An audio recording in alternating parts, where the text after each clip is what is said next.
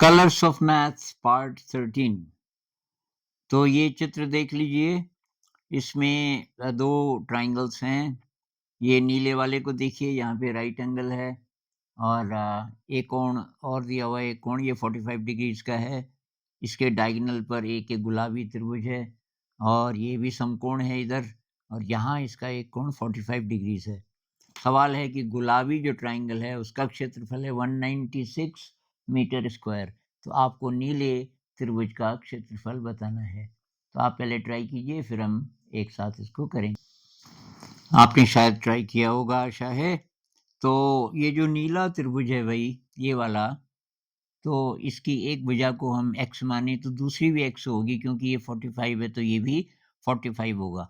ये 2 बराबर हैं तो इनके सामने की ये साइड्स बराबर होंगी। ये x है, ये x है, तो ये x वर्गमूल 2 होगा। आपको पता ही होगा ये x वर्गमूल 2 किस हिसाब से होगा, कि इसका स्क्वायर प्लस इसका स्क्वायर बराबर इसका स्क्वायर, या ये जो भुजा है वो होगी 2x स्क्वायर का वर्गमूल। 2x स्क्वायर का वर्गमूल कितना होता है? x वर्गमूल 2। यहाँ भी ये 45 है तो ये भी 45 होगा, क्योंकि ये 90 है। तो अगर ये x वर्गमूल 2 है तो ये भी x वर्गमूल 2 होगा। तो ये जो गुलाबी त्रिभुज है इसका क्षेत्रफल होगा x वर्गमूल 2 गुणा x वर्गमूल 2 बटे 2। ये दोनों मिलके हो गए 2, 2x स्क्वायर बटे 2 यानी कि x स्क्वायर। x स्क्वायर हमें दिया हुआ है कि गुलाबी का क्षेत्रफल है 196 मीटर स्क्वायर।